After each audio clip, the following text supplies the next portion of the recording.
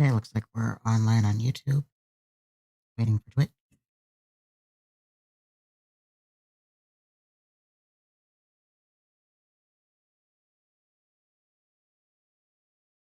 All right, it says we're online on Twitch as well. Let me check. All right, and we're live. All right, everyone. Well, welcome to part 3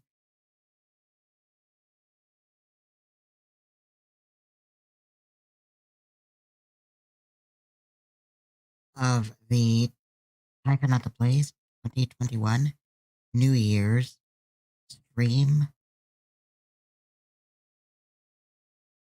marathon. Wow, it's been a very, very long day. 6.5 hours.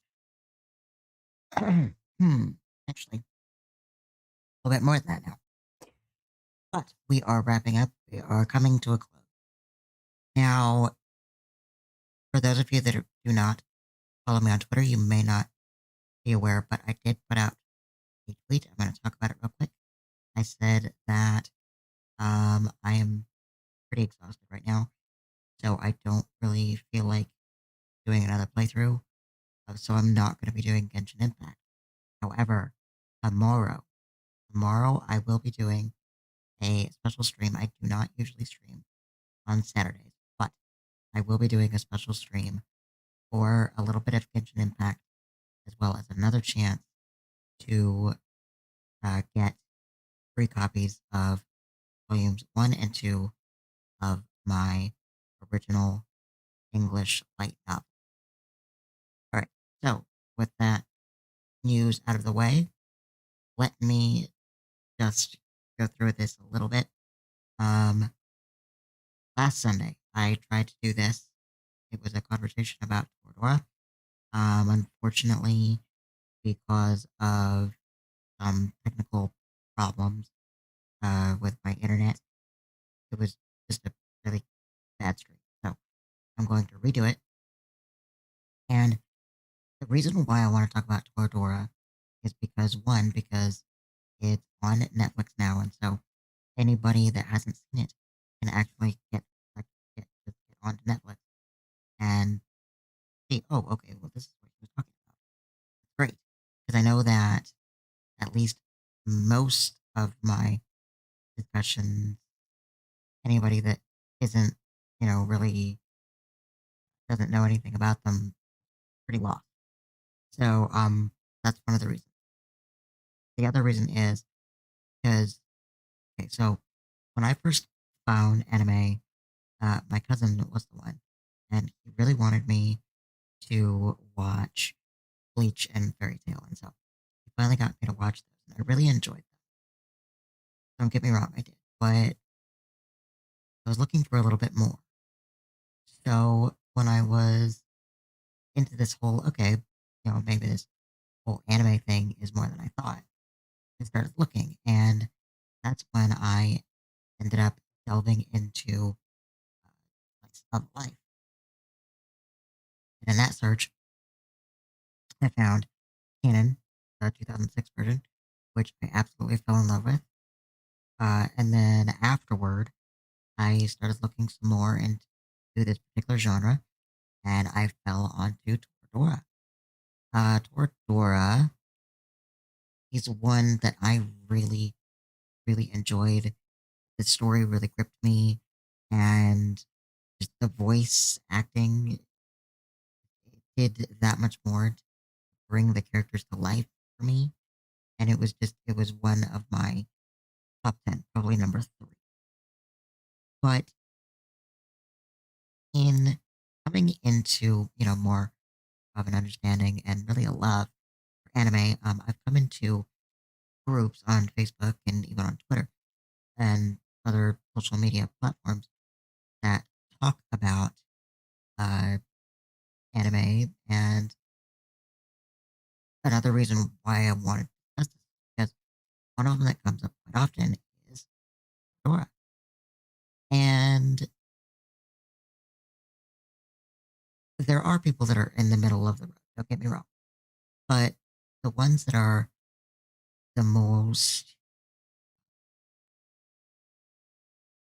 they want to get out there the most. They're either on one side or the other, and it doesn't just happen with Toradora. It happens with any anime or anything really. They either love it or they hate it.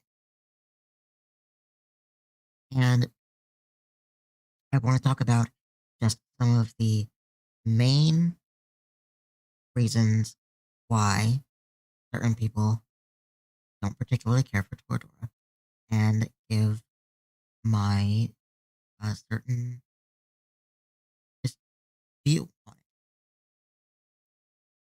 All right, so the first argument I always give is Toradora is okay if you're looking for a romance comedy, but besides that, there is no real substance. So when I first started watching, I was really getting into the story, and I noticed something. Toradora is a story that is very, very much centered upon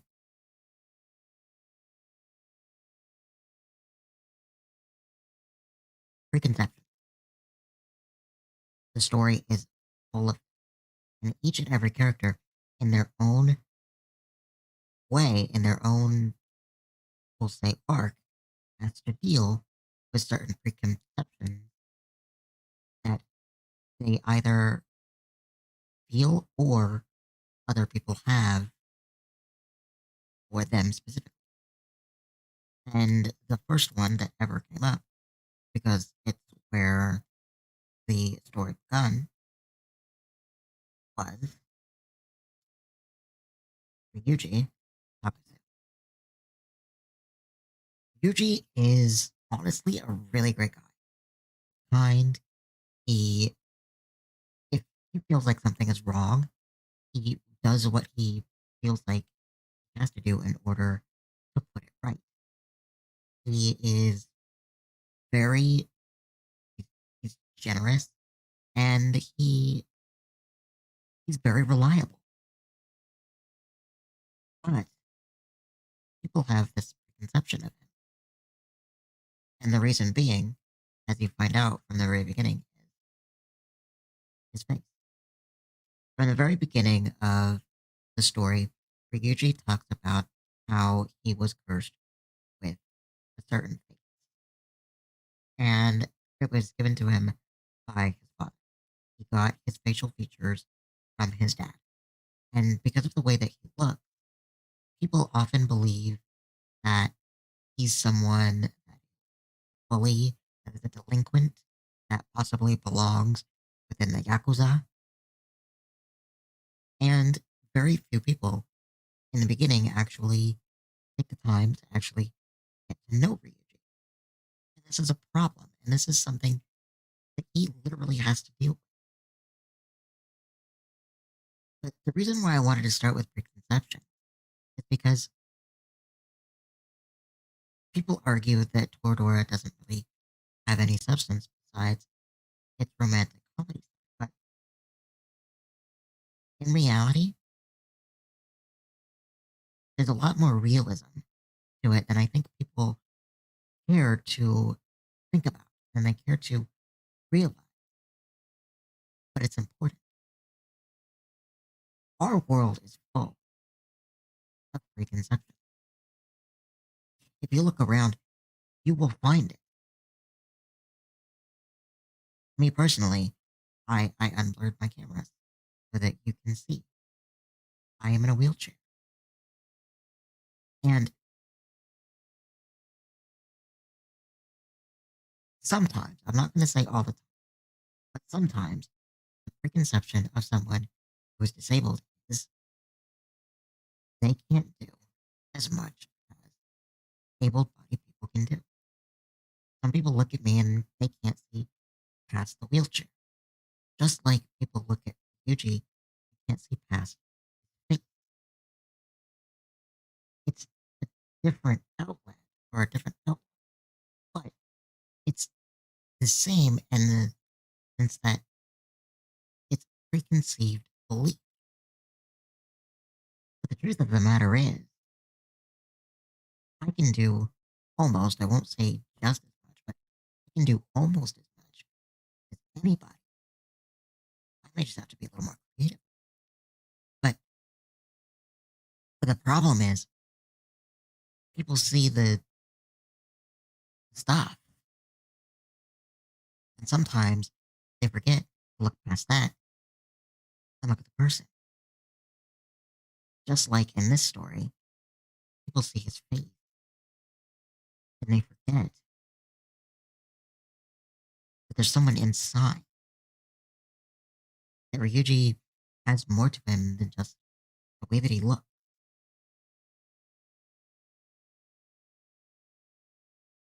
And the problem is that he has to walk with that pretty much every day.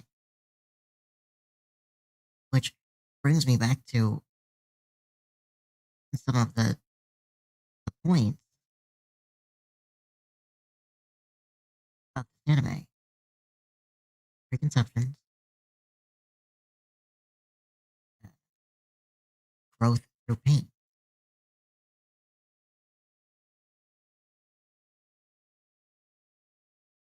Toradora is supposed to be conceived as a slice of life, but also a coming of age story. But some people don't necessarily see that. But the thing is, as I said, each and every one of the characters has something that they go through. It may not be the same thing as Ryuji, but that's the way it is. Not one, well, I won't say that. Not everybody is going to have the same problems and the same pains as someone else. For Minori Kushieda, the problem for her is that people have this preconceived idea of her that she's the perfect person. She's kind, she's generous, hardworking. It's kind of the opposite of Ryuji, really. They see all of the good things about her, and they forget that she's human, that she has problems, that she has different things that weigh down on her. And through that, through the people not really seeing it, she starts to doubt herself and she starts to feel this sense of, I don't deserve the way people are looking at me. I can't, I can't, oh my goodness, how did they put it? I can't justify. I can't justify the way that people are looking at her. She knows that she's a hard worker, but she falls under this sort of this mindset of failure nevertheless. And it comes through different reasons, whether or not she feels like she doesn't have what it takes or what she can do to protect her friend, or just she doesn't feel like she's doing enough in general.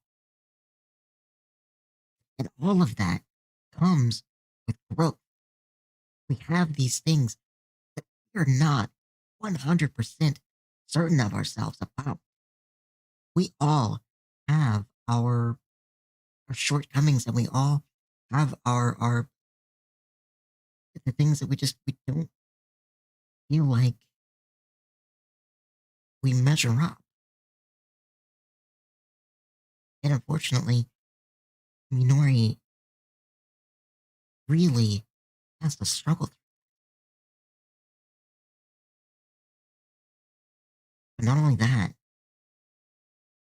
we also have to go into the topic of math, which I'm going to wait for just a little bit longer. But masks become very important as well. But for now, let's move on a little bit. and we'll talk about Kitamura. Kitamura is the class rep, and everybody believes that he's going to be the student body president. They kind of have the same idea of him as they do of Minori. That he has all this stuff put together, he's organized, he's the perfect candidate, and they could do no wrong. But in reality, he's a teenager, and the problems that he goes through are typical.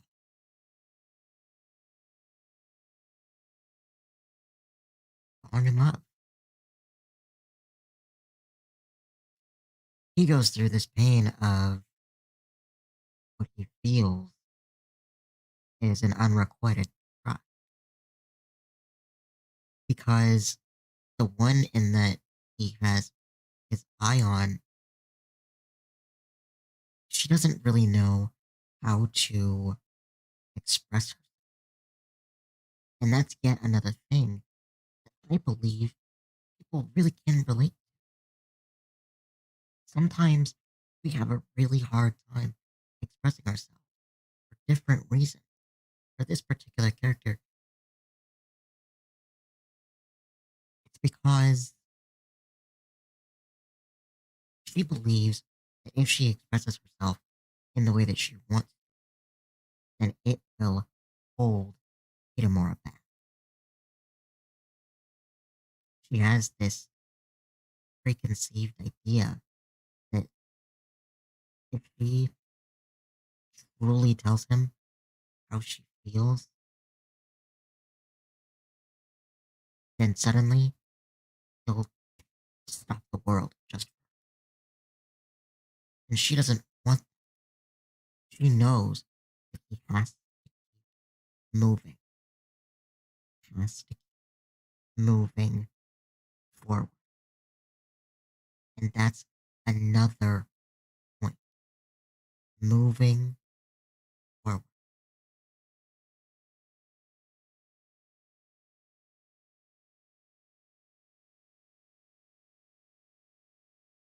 Sometimes when we're caught in certain situations, the idea of moving forward can be the most difficult thing in the world. Which that actually brings me to another point and another issue that some people have.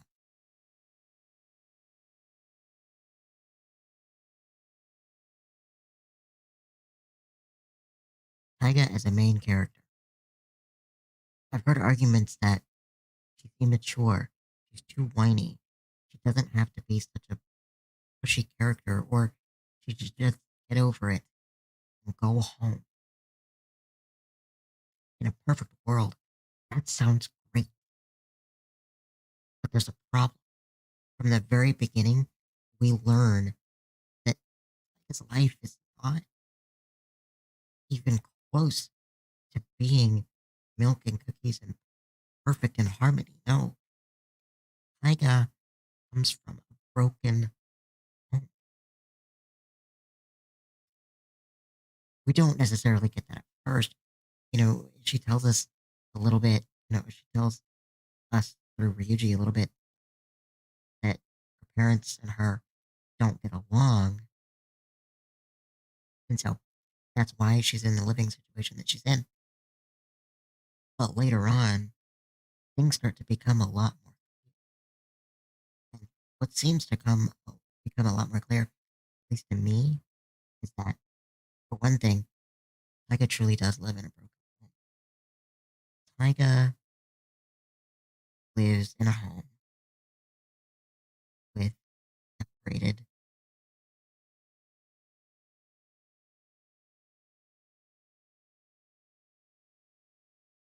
Oh, really?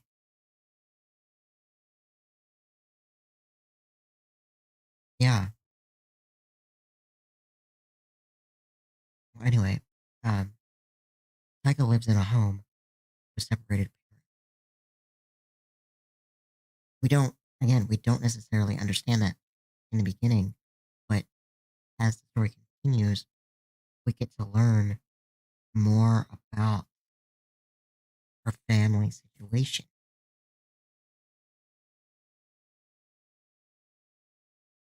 And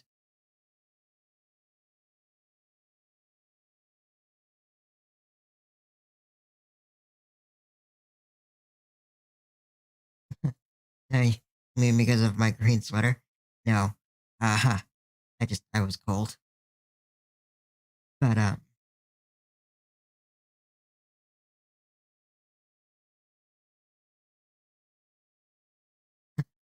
no, yeah, I was just cold.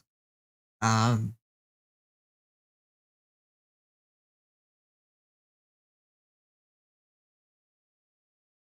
uh, so anyway, we don't necessarily understand that right away. That she probably comes from a home of parents that are separated. But as the story continues, we learn more.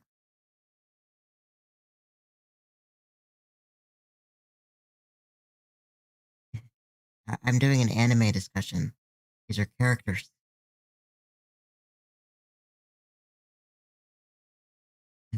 It's, it's a layout that I use. Anyway, well, okay.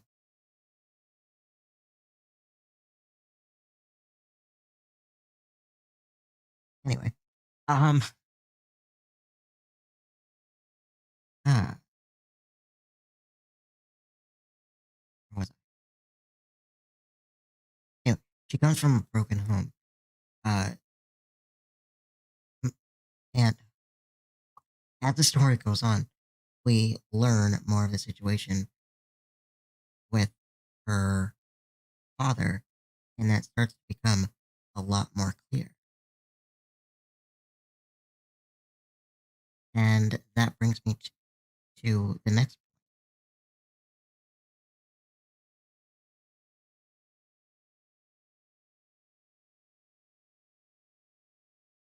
family ties and lack thereof. There comes a point where Taiga and Ryuji have this argument. See, Taiga's dad suddenly tries to come back into the picture, and Taiga is very bothered by it. She doesn't want anything to do with him, and Ryuji doesn't understand this. And the reason being is because despite everything that he says about his face and how upset he is by it and how he feels almost like first, he understands something very clearly, and it still hurts him despite all of that. He understands that his father isn't around anymore.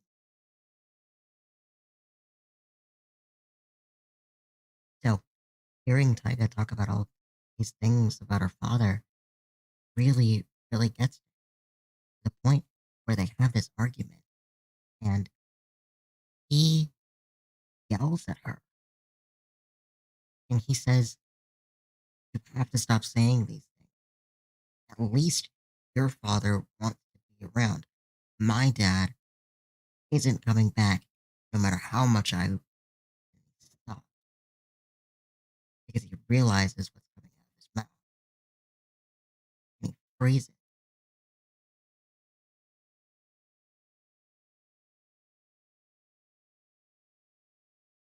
This is the point where there's a little bit of a disconnect between Ryuji and Taiga, but it does nothing to ruin the story. Instead, it strengthens it because this is a point where, for one thing, we see just how much Taiga is beginning to care about Ryuji. Because at that moment, she relents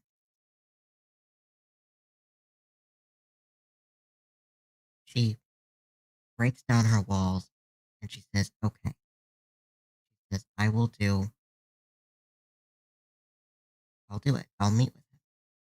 If you think that this is what's best, I'll do it. So she does. And for a while, it seems perfect.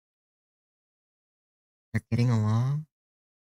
They're having a great time.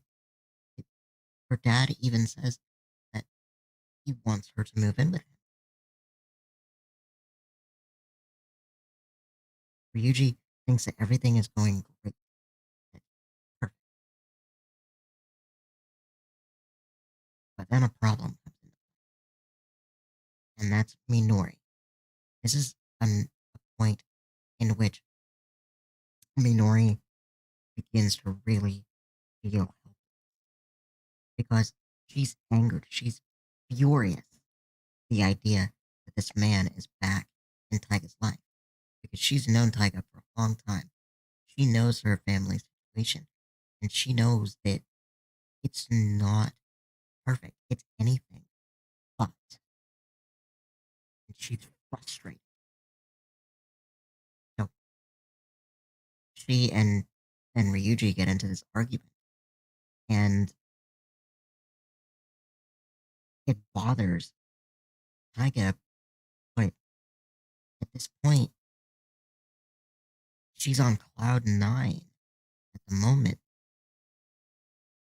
because she believes at this moment those familial ties, at least those ones,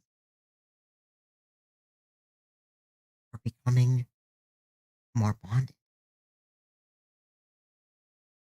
It really sinks in that that's really what Taiga wants.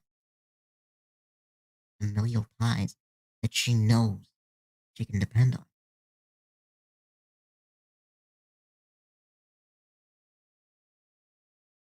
But things don't go as planned. During the festival, there's a play that's being put on, and Taiga invites her dad.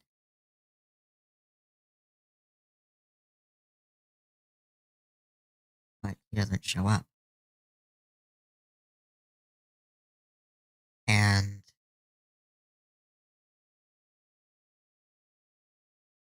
Ryuji gets a message. And the message says, hey, something came up, and I'm not going to make it.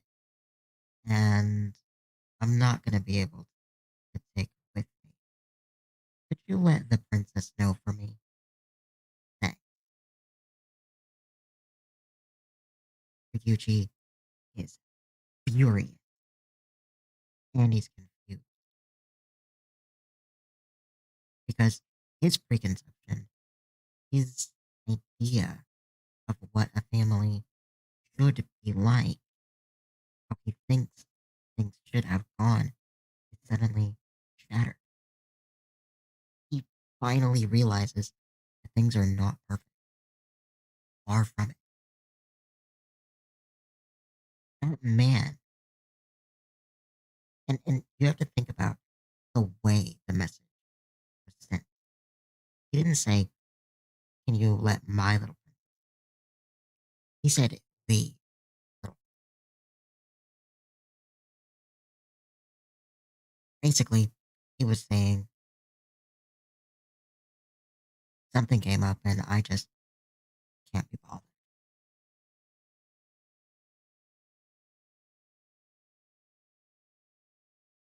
And unfortunately, some situations are like that.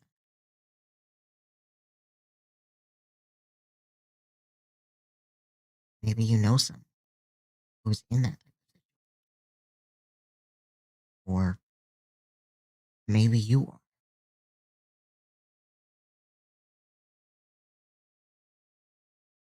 But it goes even beyond that. Because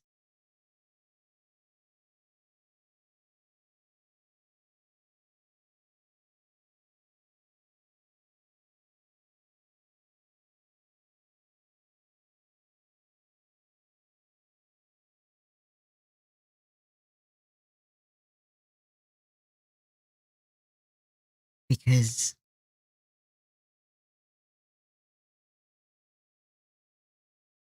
what it boils down to is Taika is looking for a place to belong.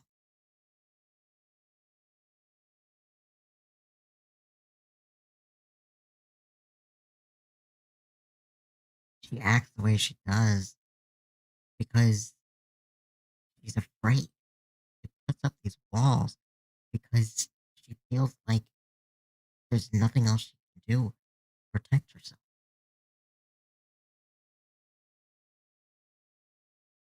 It's a defense mechanism. And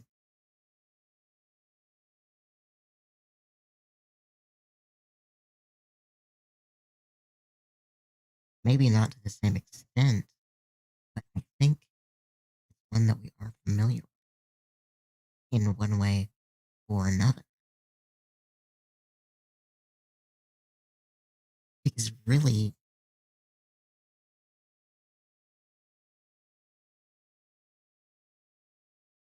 because really,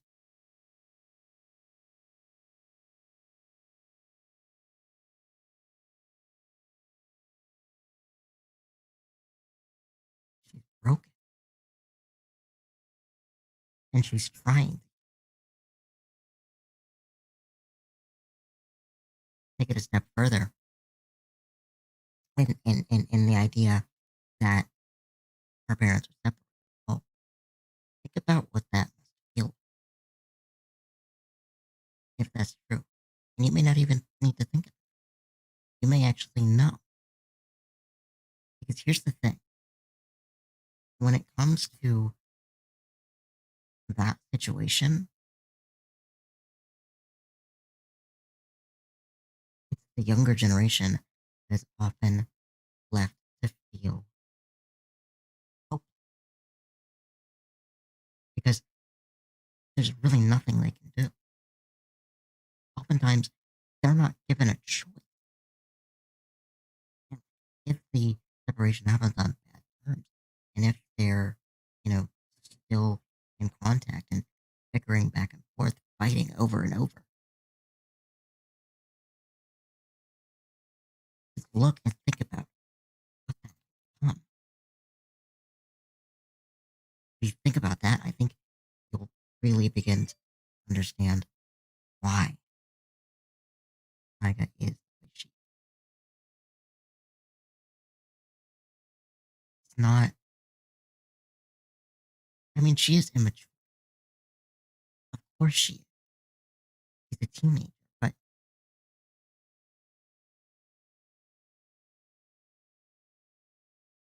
there's always so much more to someone's story,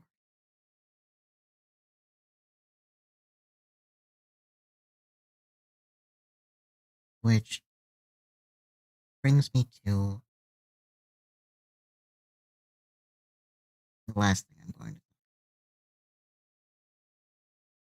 to Amiko Shima. Thank you, Legend. I appreciate that. I I just try to, not let that stuff bother me. But, people are they're gonna have their own opinions. So it's whatever, I guess. But anyway, so Amiko Shima. When Ami comes into the story very early on, she is childhood friends with Kitamura, and she's also, well, she's a model. And when she comes in, she's acting all sweet and innocent. But then Kitamura leaves, and Ryuji follows him, and he's like, you know, Ryuji's beside himself because he thinks he's perfect. But then Kitamura's like, no, wait a minute. Just give her a minute. Then her true colors comes out. And then things get really really messy, really, really fast.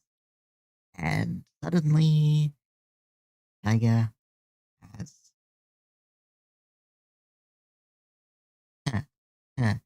Taiga has a rival. A very big, they don't like each other one bit. And that's what people say. She's selfish. She's a spoiled princess. And she's fake. Well, I'll let you know. When I first started watching the series, I I did. I hated Tommy's character. I didn't understand. Nothing about her really made sense to me, especially towards the end. Because then something happened and I was very confused.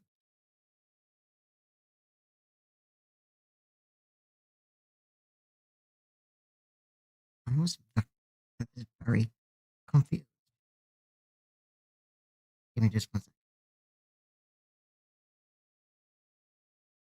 1 second.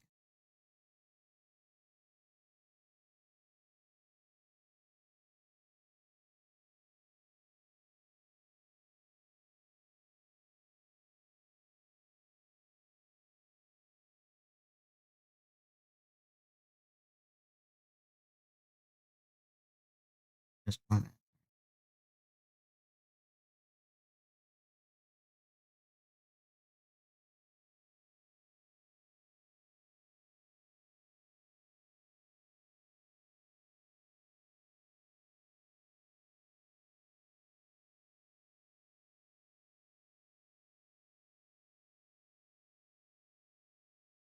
Because there's a point in which,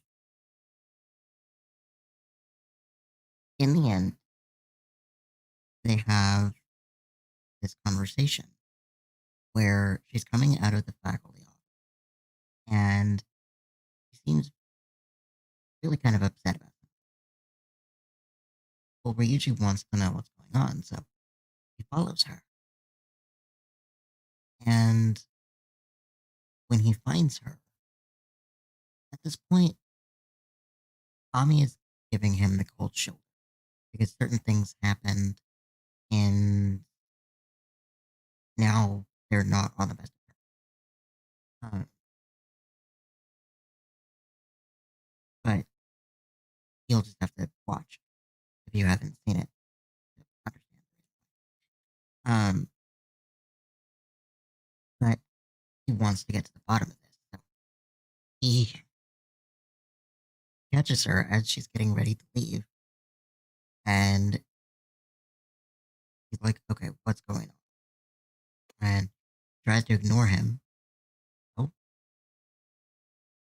he takes her shoe and chucks it out the window.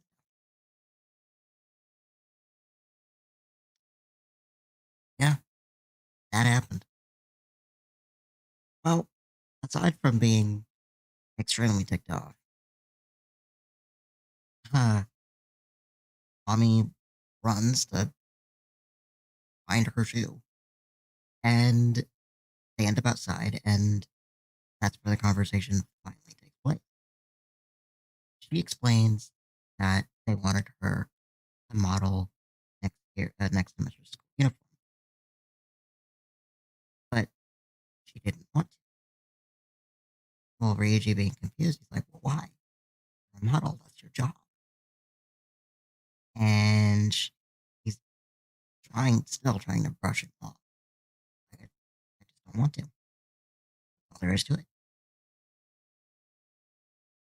He knows. He knows. There's more to it. So he tries to, keep her shoe off. So finally, gives in, and she explains. She says, originally the plan was to go to the school for a little while, wait for some certain drama to die down, and then transfer out. That was the plan originally. So he asks, well, why didn't you do that? She tells him because she actually started to have fun. Well, then another question. The question was, if you're having fun, why leave? If you said something interesting, it says, because I can't stand to see Tyga treated like this anymore.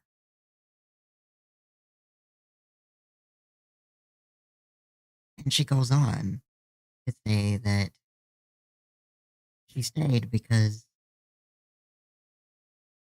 since she was really the only one that understood her, she was going to be the one to help. But after everything that happened, she started to wonder if she had just out of it, things would have been better. Then I was really confused because first I'm like, wait a minute, what in the world could spoiled, rotten little Ami have been doing to help Tyga all this time? They're not friends. I mean, she did say that she was kind of jealous of Tyga because no matter what the circumstance, it seemed like she could always be herself. But for all intents and purposes, they weren't friends. So what's the deal? What's going on? Well, that was my first watch, and I watched it a second, and I began to have this theory that was constructed in my mind, and suddenly something actually made sense with what she was talking.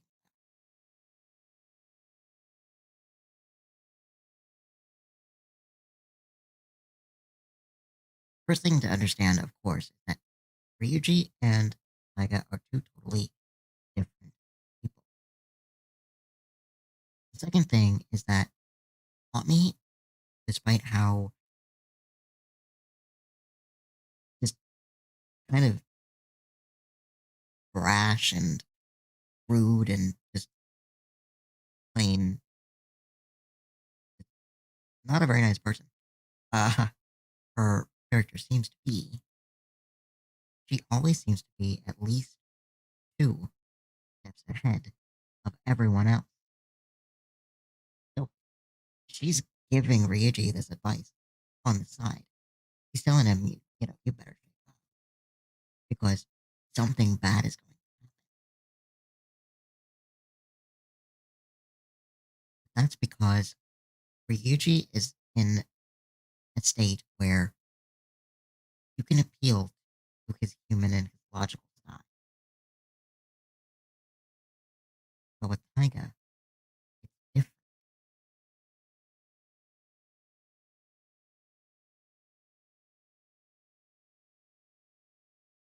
Taiga is someone that thrives on being argumentative, being competitive, being what have you. This is something she thrives on. Maybe because she's had to do it so long to keep up with it. But nevertheless, whatever the reason, it's the way that she is. So Ami being one step ahead, two steps ahead of everybody else starts to realize that. And it makes you start to think maybe the way that she helped Micah, she made herself Micah's adversary on purpose. Micah was in the state in her life where she was confused. She felt like everything was crumbling. Her mind, everything hurt.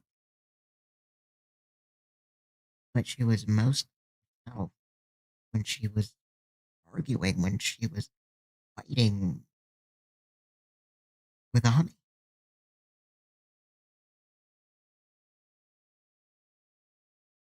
I really do believe that Ami picked up, and somewhere down the line, probably close to during the festival, she realized she didn't actually hate Tyga. She wanted to help her, but needed to think of a different way to do it. And that's another thing. Everyone is different. Everybody has different ways in which you can get through to them. Tyga, she needed an adversary. Mommy believed that by being her adversary, arguing with her, she could keep her sane long enough for Yuji to finally get the point and get to a point where he would be a different type of bolster for Tyga.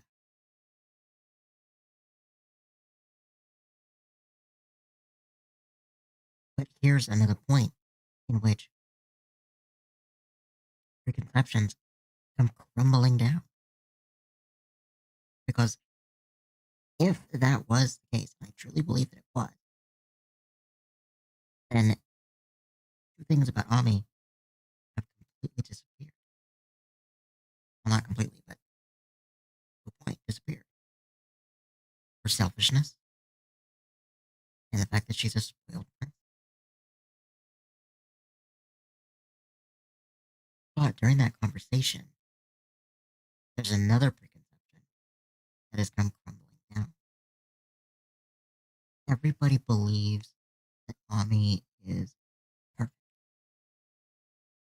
Not only that, but there are some Minori,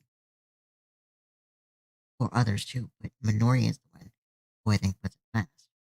When she's talking to Ryuji at one point, she talks about how Ami is part of the adult, the world they can't touch. She's so far above.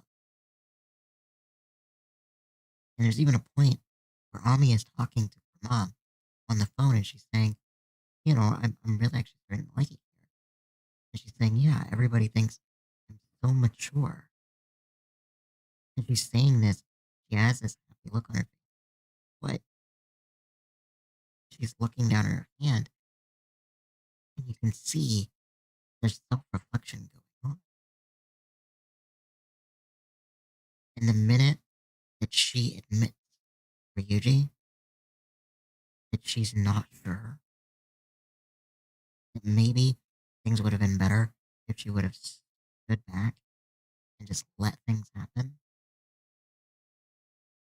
The idea that she is this high above adult person gone. Suddenly she's not on this giant pedestal anymore. She's a teenager, just like everybody else, just trying to figure it all out.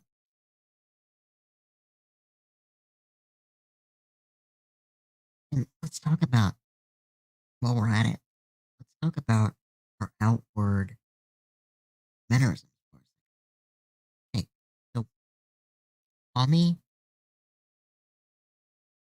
is a second generation mom.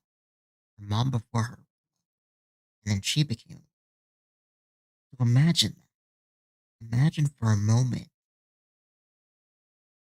what that must feel like, being in the spotlight constantly, and how competitive that must have been. I'm sure that constantly she was being told, okay, this is a better approach. And then, no, okay, maybe this is better. And she's being shifted and pulled this way, that way, just trying to figure out how to keep her career together. And maybe at one time, she was like Japan's angel. Everybody loved her. But that was a mess. Maybe during one of her shows, something she exploded and she thought, okay, it's over. But then for some reason, somebody had a weird fascination. So her agent's like, okay, switch gears, act stuck up, act rude, act, all of this. And suddenly, the person when he sees in the mirror is not she really is anymore. That vision of herself becomes hazier, easier, until finally disappears into the mist, leaving Ani just trying to figure it out to find her.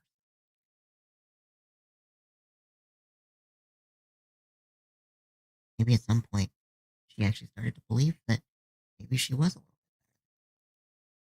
bit. But that doesn't necessarily mean that's the way that she started. Also, to think about it from another standpoint, a famous mom, and now you're even way before she was famous. Think about all of the people that adored, that loved her mother, and were probably trying to get closer to her. Who do you think they would turn to? Her daughter.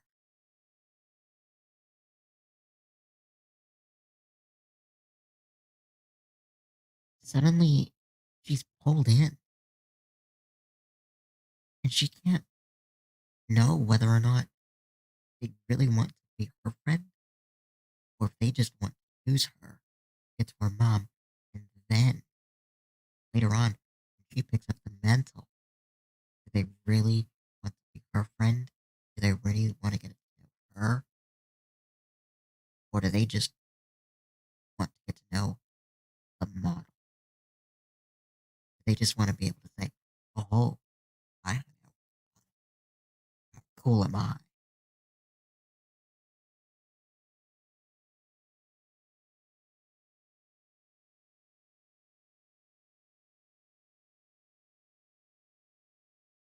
Suddenly, all of these things just think, sure, they're part of her character, but when you stop to think about what might be behind this, suddenly, character makes a lot more sense. And that brings us back to the idea of math.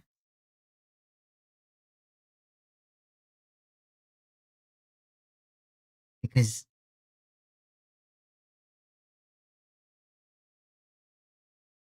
everyone is wearing a mask in one way or another. But there's something familiar.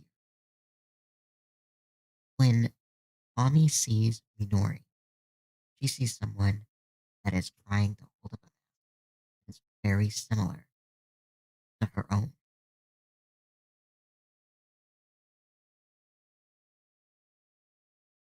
And Ami's trying to rip it off.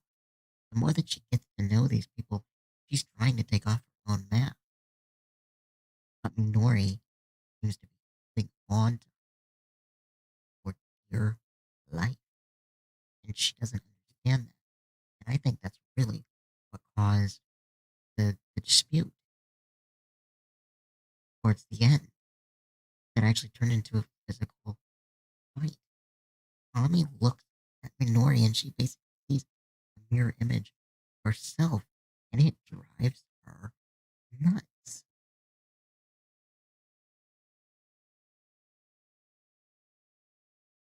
because she doesn't understand. She sees the things that people are trying to do for her, and it's the same thing that people are trying to do for Minori. But I think because Ryuji's eyes set on Minori in the first place, he has a very hard time letting go of this idea of perfection that he has. And so Minori is just trying to keep this up. Whereas with Ani, Ryuji realizes that Taiga realizes that she's met constantly with these people that are saying, enough, just be who you are. That's all we want. That's it.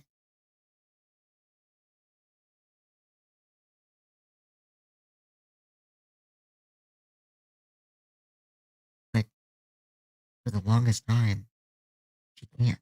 Really, she feels like she can't. But as time goes on, finally, finally, she does.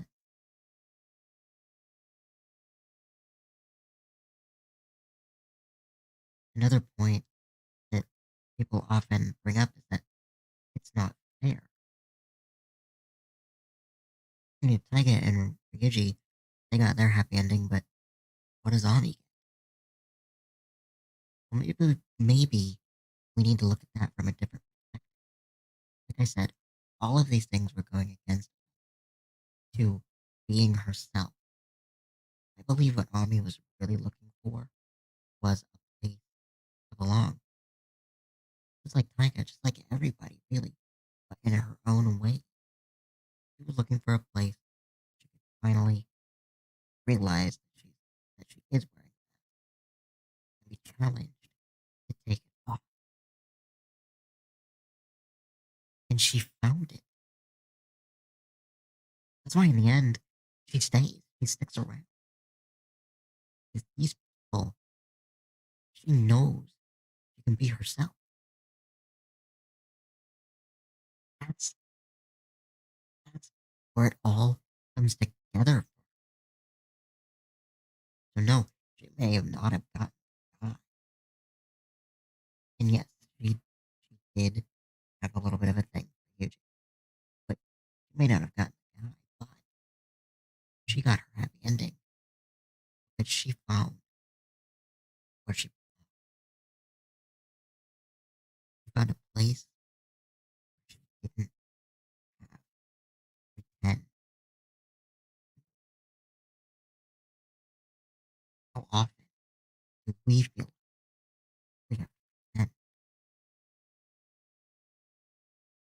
Think about how truly honest and relatable that is. Last,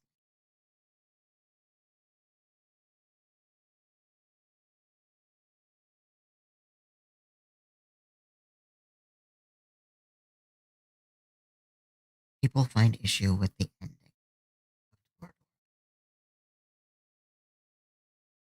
She just left. But what it seems like they often forget that the story doesn't end there. Yes, Taiga left, but there's more to it. She didn't leave because she wanted to. She didn't leave because she wanted to leave Ryuji in 1,000 pieces. She left because she believed, she truly believed, if she wanted to love Ryuji the way that she knew he deserved, first, she had to heal.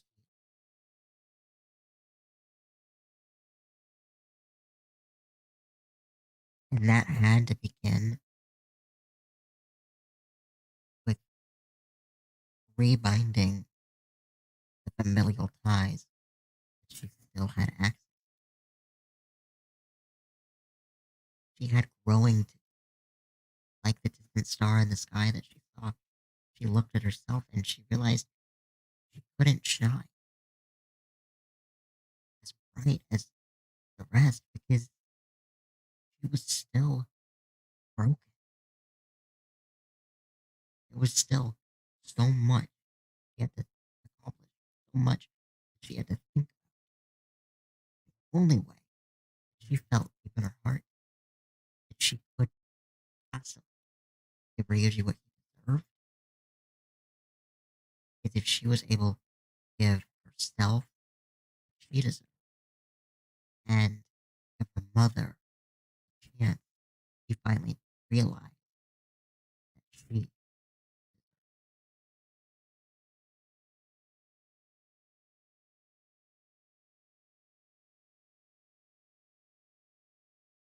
will argue that her leaving was a part of her immaturity.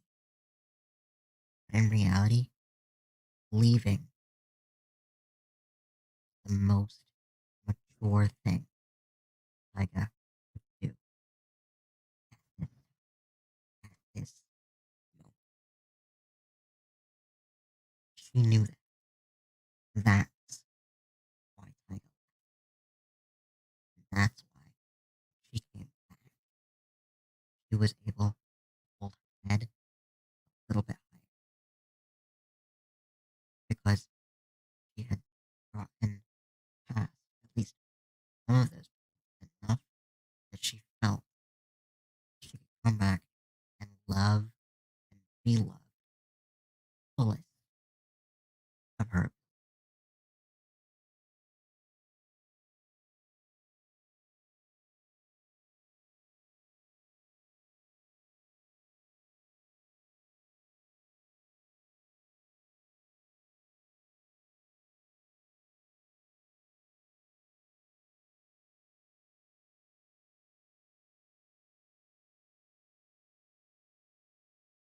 Preconception,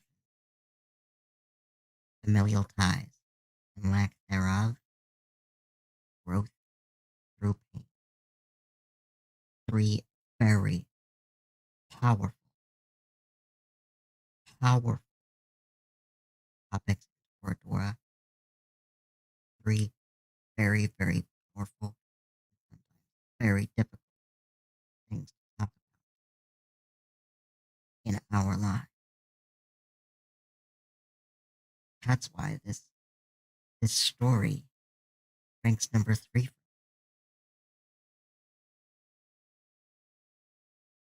what I love for. But what do you think? Do you agree? Do you disagree? Do you think there's something I missed? Talk about it. That's what this is for. Have a conversation. I'm ending this stream, but it doesn't mean conversation. In fact, I hope it's just